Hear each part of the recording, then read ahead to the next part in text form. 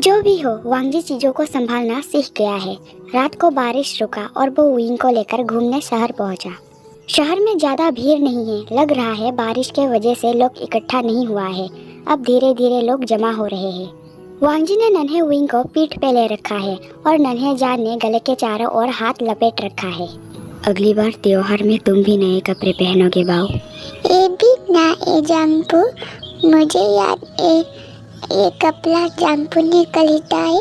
मौसम अभी भी ठीक नहीं है, जल्दी लौटना होगा। चलो पूरे शहर का चक्कर लगा लेते हैं। कुछ दिन बीत गया, फिर चिंगहेंजुन जुइमिंग पहुंचा। विंग के माता पिता ने विनती किया कि चिंगहेंजुन जल्द से जल्द वांगजी को ढूंढ निकाले। वो अमावस की रात आ रहा है। अगर दक्षिण राज्य में विंग को भेजा नहीं गया तो लफड़ा खड़ा हो जाएगा। अगले साल हमारे कबीला में किसे भेजने वाले हो, देखना चाहता हूँ। अगले साल के लिए गांव वालों ने किसिमी को रखा था। चिंगहेंजुन के सामने किसिमी को पेश किया गया। किसिमी ने गर्दन उठाकर देखने की कोशिश की, लेकिन तुरंत उसकी मां ने सिर पकड़ के गर्दन झुका दिया। उनके मुताबिक कुल प्रमुख के सामने सिर उठाने की हिम्मत नहीं करना चाहिए। देखने दो। ये सुनते ही तुरंत किसिमी ने नजर चिंगहेंजुन पे किया। उसके सामने एक सुंदर मर्द बैठा है। उसने फुसफुसाते हुए पूछा कि क्या मुझे उनका ही सेवा करनी होगी? उसकी माँ ने बस में जवाब दिया। बिना पलके झपकाए किसिमी देखती रही।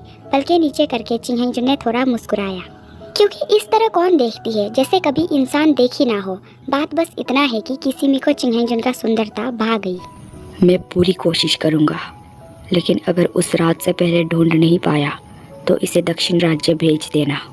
ये सुनकर लोग आपस में फुसफुसाते हुए बात करने लगे। मेरे बेटे ने जो गलती किया उसके लिए मैं 1 साल तक किसी को नहीं चाहूँगा और हमारे तरफ से पानी का पूरा व्यवस्था दिया जाएगा। फिलहाल मुझे बच्चे का नाम बताओ। विंग। हमारे बच्चे का नाम विंग है। छोटा सा है, सारी बातें कर सकता है, लेकिन स्पष्ट रूप से नहीं। अगर वो बच्चा ठीक से बात तक नहीं कर सकता, फिर दक्षिण के लिए उसे ही क्यों चुना गया? क्या दक्षिण वालों ने कुछ नया शर्त रखा है? गांव के मुखिया दोंगलू ने बताया, बस दक्षिण वाले चाहते थे कि एक बच्चे को भेज दिया जाए। वो लोग ख्याल रखेंगे और अपने सामने बड़े होता देखेंगे। इस तरह वो बच्चा दूसरों से बेहतर तरीके से सीख पाएगा कि आखिर एक राजा को किस तरह खुश किया जाता है।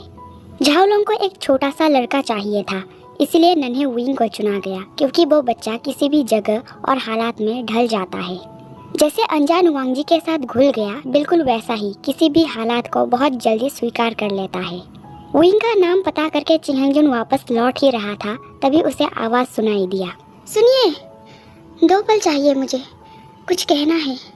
चिंगहेंजुन ने कदम रोककर नजर किया। देखा ये वही लड़की है जिसे अगले साल उसके कबीला में भेजा जाने वाला था। मेरा नाम किसिमी है। मुझे पता है आप भी सभी के तरह शायद यही कहेंगे कि मेरी नाम चीनी नाम की तरह नहीं लगती, लेकिन मैं चीनी ही हूँ। नाम खूबसूरत है। आपने मुझे अस्वीकार क्यों कर दिया? उसने गर्दन झुका कर रखी है। चिंगहेंजुन ने थोड़ा मुस्कुराया। अगर वक्त से पहले वो बच्चा मिल गया तो अगले साल तुम हमारे कबीला में ही आओगे। तुम किस कबीला में आओगे ये अभी पूरी तरह से तय नहीं हुआ है। किसी में खुद को कंट्रोल ही नहीं कर पाई। उसने अचानक चिंगहेंजुन का हाथ अपने हाथों में थाम ली और चेहरे पे देखने लगी। मुझे आप बहुत पसंद हो। अभी कुछ देर पहले ही तो मिले हैं और बहुत पसंद आ भी गया। चिंगहेंजुन ने थोड़ा मुस्कुराया। वो समझ रहा है कि किसिमी को उसका सुंदरता भा गई है। तुम चुना जा चुकी हो, इस हिसाब से हम एक दूसरे को छू नहीं सकते। असल में जब किसी को भेजने के लिए चुना जाता है तब उस लड़की या लड़का को कोई जवान लड़का या लड़की छू नहीं सकते। यानी लड़की हुई तो लड़का छू नहीं सकता और लड़का हुआ तो लड़की छू नहीं सकती, क्योंकि जिस दिन से चुना जाता है उस दिन से वो राजा का हो चुका है। इसलिए उस लड़की या लड़का पे कुल प्रमुख के अलावा अब किसी दूसरे व्यक्ति का हक नहीं है। चिंगहेंजुन ने किसिमी से छूने की बात इसलिए कहा क्योंकि किसिमी भले ही लैन कबीले के लिए चुना गई थी, लेकिन अभी किसिमी आखिर जाएगी कौन सी कबीला में, इस बारे में तय नहीं हो रहा। असली परिणाम वांगशन को ढूंढकर निकालने से होगा। अगर विंग मिला तो किसिमी चिंगहेंजुन का, और अगर नहीं मिला तो झाओलोंग का। उम्मीद है मुझे आपका सेवा करने की मौका मिलेंगे। यकीनन आप जल्द ही विंग को ढूंढ लाएंगे। तुम्हारी उम्र क्या है? 20 साल की हूँ मैं। अगले दिन से चिंगहेंजुन के लोगों ने गुप्त रूप से वांगचन को ढूंढना शुरू किया। आसपास के गांव, शहर, गली में कहीं भी वांगजी और विंग का पता नहीं चला। खोज गुप्त रूप से हो रहा है, इसलिए मुश्किल हो रहा था। अगर खुली हवा में इस बारे में ढिंढोरा पीटा जाता तो आसान हो जाता, लेकिन ऐसा नहीं कर सकते क्योंकि ऐसा करने से झाओ कबीला को बेशक हालात के बारे में पता चल जाएगा। पता चलने के बाद वो लोग विंग को स्वीकार नहीं करेंगे और हो सकता है पूरे 1 साल के लिए पानी का रास्ता भी बंद कर दे और भी दिक्कतें हो सकता है। इसलिए खोज गुप्त रूप से ही जारी रखना होगा। खोज जारी रहा। महीनों बाद लैंड शिष्य लियू हुआ गांव तक पहुंच गया, लेकिन उनको वांगशन के बारे में पता नहीं चला क्योंकि वहाँ वांगजी का नाम ईवा और विंग का नाम थुजी है। वांगजी का रिश्ता सिर्फ हना के परिवार से है। सुबह वो सीधा काम जाता है और कभी कभार हना के घर। लोगों को बस इतना पता है कि वांगजी उनके गांव में बाइफेंग के खाली घर में रहता है। नन्हे विंग के बारे में ज़्यादातर विद्यालय में पढ़ने वाले बच्चों को पता है, लेकिन विंग नाम से नहीं, थुजी नाम से। यही वजह था जिस वजह से वांगजी ने दोनों का नाम बदल लिया था। उसे पता था उन दोनों तक पहुंचने की कोशिश किया जाएगा और वो नहीं चाहती कोई भी पहुंच पाए, इसलिए उसने दोनों का नाम बदल दिया। एक सुबह नन्हे विंग वांगजी से पहले उठकर पीने के लिए पानी गर्म करने लगा। उसने तय किया आज वो जांगफू को नाश्ता बनाकर खिलाएगा। आता नहीं है, लेकिन वो रोज जांगफू को खाना पकाते हुए देखा करता है। अब वो बनाने की कोशिश तो कर ही सकता है। पानी गर्म होने रखकर वो आटा मिक्स करने लगा। बाप रे, बहुत मेहनत लगता है। तक्का या डिश मेहनत वाला काम है। यह डिश कहते हुए नन्हे जान आटे को मुक्के मार रहा था। आटे को मिक्स करते हुए मासूम जान थक गया है। तभी वांगजी ने पीछे से गले लगा लिया। क्या कर रहे हो बाबे? खाना बना रहा हूँ। तक्का। थक गए? बालों को ठीक करते हुए वो चेहरे पे फूंकने लगा। नाश्ता तैयार करने को मैंने नहीं कहा था। दूधी बनाकर खिलाएगा जांगफू को। अच्छा, इसके अंदर सब्जी भी डालना पड़ेगा। सब्जी बना पाओगे तुम? सब्जी को काटना पड़ता है, फिर पकाना पड़ता है, फिर डालना पड़ता है, फिर साले पकोड़े को गर्म पानी के ऊपर रखना पड़ता है, फिर पका और निकालेंगे। मुस्कुराते हुए वांगजी ने गाल पे किस किया। सब सीख गए हो, मैं मदद कर दूं? तुम सब्जियां धो लो। नन्हे जान ने आटे से हाथ निकाल लिया। वांगजी ने हाथ धोने में मदद किया, फिर ताजे सब्जियां निकाल कर धोने दिया। तब तक उसने अच्छे से आटे गूंद लिया, फिर सब्जियां काटा और नन्हे जान ने पकाया। वो वांगजी को छूने ही नहीं दे रहा था। सब कुछ वो खुद करना चाहता है। आखिर तक वांगजी सिखाता और नन्हे जान धीरे धीरे करता गया। वांगजी को बस इसी बात का डर था कहीं नमक ज्यादा ना हो जाए। सब्जी पकने के बाद दोनों मिलकर पकोड़े को आकार देने लगा। वांगजी का सही था, लेकिन नन्हे विंग का कोई बड़ा कोई छोटा, तो कोई पतला कोई मोटा। एक भी पकोड़े जैसा दिख नहीं रहा था। फिर गर्म पानी के भाव में पकाया गया और पकने के बाद खाने बैठा। अपने आकार दिया गया एक पकोड़े को उठाकर फूंक मारते हुए नन्हे जान ने एक बाइट ले लिया। गर्म है। फिर फूंक मारकर आधे बचे पकोड़े जांगफू को खिला दिया। बहुत अच्छा बना है बाऊ। मैं सूप भी बना सकता हूँ। सूप भी बना सकते हो? कैसे बनाते हैं? पानी गर्म करना है, फिर सब्जियाँ देना है, नमक मिर्ची देना है, फिर ऐसे फिर पक्का। और भी बहुत चीजें हैं। लगता है तुम्हें नहीं आता। आता है। ये कहते हुए नन्हे विंग ने हस्बैंड के मुंह को कवर कर दिया और गले लगाते हुए वांगजी मुस्कुराने लगा। दूसरी तरफ चिंगहेंजुन को खबर दिया गया कि सभी जगह में पूछताछ हो चुका है, लेकिन वांगजी और विंग कहीं नहीं मिला। तो क्या दक्षिण के तरफ भी ढूंढना चाहिए? चिंगहेंजुन ने कहा। वांगजी बेवकूफ़ नहीं है जो दक्षिण के तरफ जाएगा, क्योंकि वांगजी को पहले से पता है दक्षिण राज्य और उत्तर राज्य का रिश्ता 100% में से 2% बुरा है। यानी 98% अच्छा है, लेकिन 2% अच्छा नहीं है। भले ही 98% अच्छा है, लेकिन ये नहीं भूलना चाहिए कि 2% बुरा भी है। इसलिए वांगजी कभी विंग को लेकर दक्षिण के तरफ नहीं जा सकता। चिन्हांगजुन ने कहा दोबारा सभी जगहों का तलाश लिया जाए। दूसरी तरफ जितना वक्त बीत रहा है उतना ही वांगशन के बीच रिश्ता गहरा होता जा रहा है। अब वांगजी ये नहीं कहता कि विंग को सिर्फ पढ़ाई और खेलने में ध्यान देना चाहिए, क्योंकि वो समझ गया है कि विंग जो प्यार से उसके लिए करना चाहता है करने देना चाहिए। वो बच्चा पढ़ाई करना, खेलना, काम करना और साथ ही जांगफू का ख्याल भी रखना चाहता है। अगर इसी में विंग का खुशी है तो अब वांगजी उसे कैसे मना कर सकता है।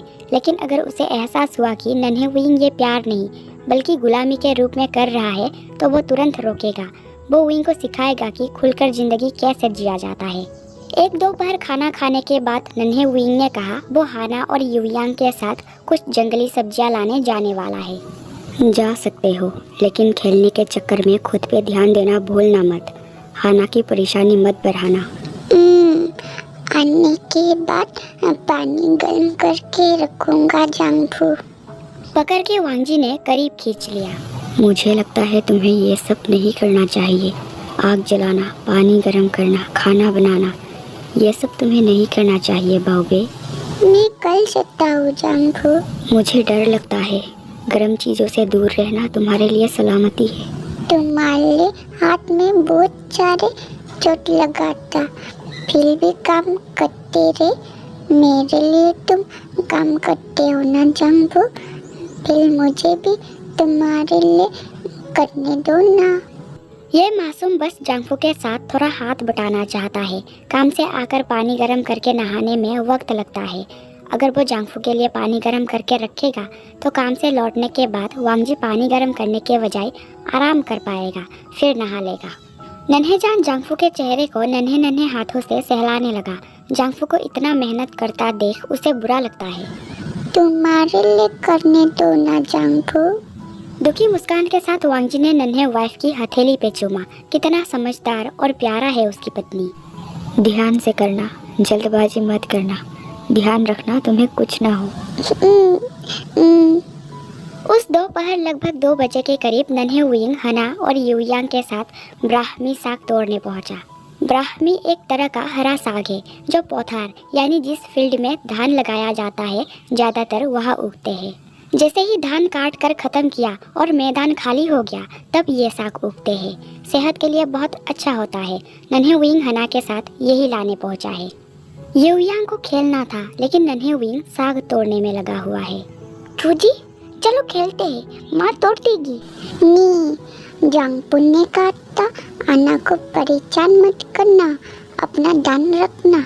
अगर मैंने आना को परेशान किया तो जांगफू नाराज हो जाएगा, फिर कभी मुझे तुम्हारे साथ आने नहीं देगा। तुम इतना आज्ञाकारी क्यों हो तुझी? यहाँ तो तुम्हारा जांगफू है ही नहीं और मैं बिल्कुल भी शिकायत नहीं करूँगी। तुम खेल सकते हो। ऐसा नहीं करना चाहिए, मुझे अच्छा नहीं लगा। यांग देखा तुझी कितना अच्छा है और एक तुम बदमाश। आओ और सब्जी तोड़ने में मदद करो हमारा। सिर्फ खाने में ध्यान देते हो, थोड़ा सा भी हाथ नहीं बटाते। आओ तोड़ने में मदद करो, जल्दी हो जाएगा, फिर खेलते रहना। एक दिन मैं तुझी को उसके जांगफू से छीन लूँगा। यह सुनते ही नन्हे विंग ने भागते हुए जाकर उछलते हुए लात मारने की कोशिश किया कि लेकिन निशाना चूक गया। नन्हे विंग का कारनामा देखकर हना की हंसी निकल गई।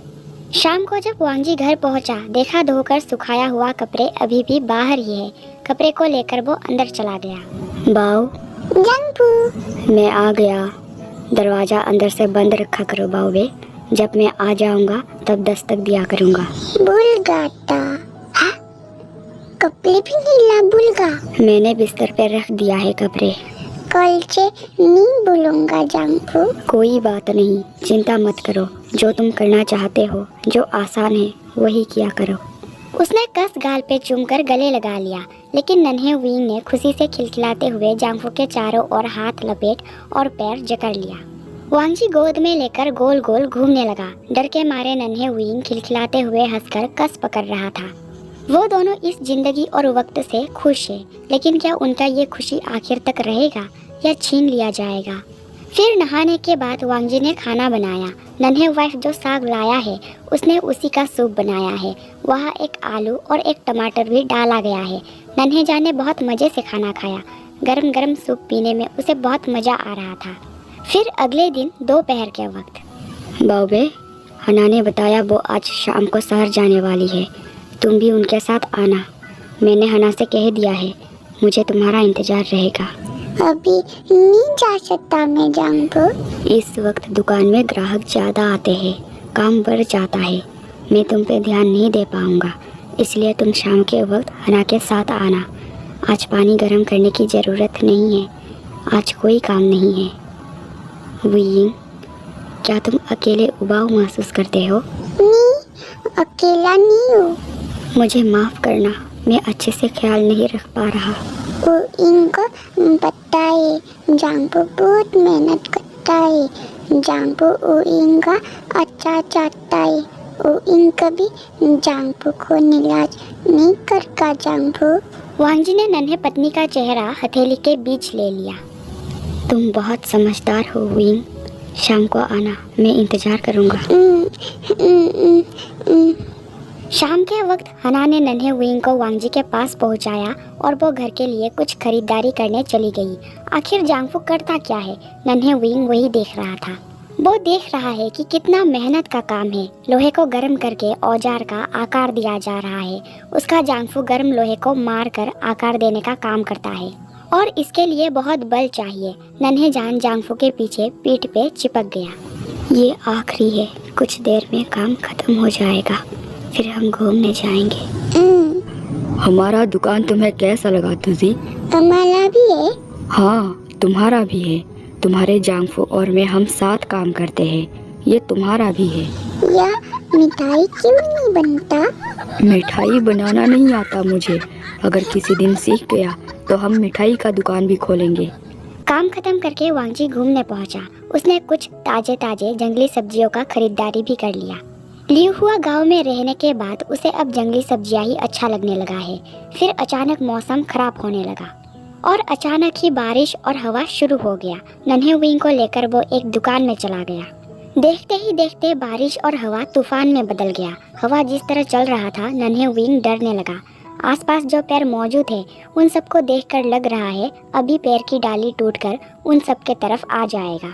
वांगजी ने नन्हे वाइफ को बाहों में भर रखा है, फिर भी नन्हे जान को बहुत डर लग रहा है। डर के मारे वो मासूम चेहरा छुपाने लगा है। बाहर के तरफ देखने से डर रहा है। बारिश और हवा के वजह से पूरा नज़ारा सफ़ेद हो गया है।